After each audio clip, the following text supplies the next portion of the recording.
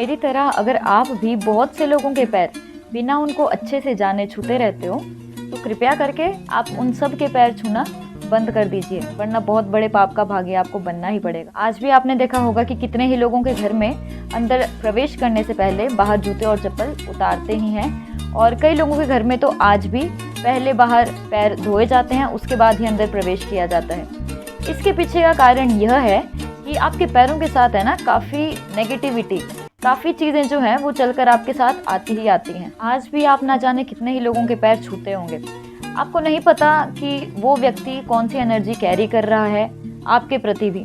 हम बहुत सारे लोगों के पैर छूते रहते हैं, क्या पता वो हमारे लिए ही गलत सोच रहा हो, पीछे से हमारे लिए उसके मन में बहुत ईर्ष्या भाव हो, और वो जितनी भी नेगेटिविटी होगी ना वो आप उसके पैर छू के अपने ऊपर जो है वो ले लोगे। हम जब किसी के पैर छूते हैं तो उसके बाद हम जो अपना हाथ है वो अपने सर पे लगाते हैं, और सर में आपको मालूम है अगर किसी की दीक्षा हुई है, दीक्षा क्रम जब होता है तब उस समय जो गुरु है वो आपके मस्तक पर जो सहस्त्रार है तो उसमें जो गुरु है वो देवी को स्थापित करता है। तो आप अगर किसी के पैर छू रहे हो, किसी के आगे झुक रहे हो, तो इट मीन्स आप वो जो देवी है वो भी झुका रहे हो, देवी को भी झुका रहे हो। हालांकि हमारे अलग अलग अंगों में अलग अलग देवी देवताओं का वास भी बताया गया है। उसी प्रकार से अगर हम किसी के चरण छूते हैं तो चरणों में विष्णु जी का वास बताया गया है, लेकिन वो भी डिपेंड करता है कि आज के कलयुग में आप किसके पैर छू रहे हो, उसकी क्या वाइब है, वो नेगेटिविटी कैरी कर रहा है या नहीं।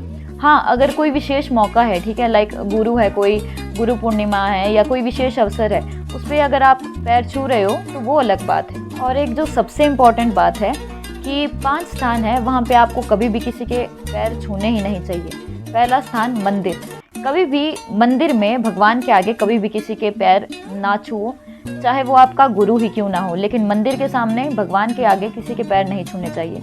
दूसरा स्थान शमशान, शमशान में भी आपको किसी के पैर नहीं छूने चाहिए। तीसरा समय संध्या के समय कभी भी आपको किसी के पैर नहीं छूने चाहिए। अगर कोई व्यक्ति जो है वो लेटा हुआ है उसके भी आपको पैर नहीं छूने चाहिए। साथ ही साथ दहलीज पे भी आपको कभी भी किसी के पैर छूने नहीं हैं। तो ये कुछ बातें थी जिनको आपको ध्यान में रखना होगा और तभी आपको पैर छूने हैं। ऐसे हर किसी के पैर छूना ये अपराध माना गया है, हर कहीं हर कभी इसके नियम है पैर छूने के, तो ये नियम आप अपनाएं, उसके बाद ही आप कभी भी किसी के पैर छू सकते हैं। बस आज के लिए इतना ही। जय जय श्री राधे।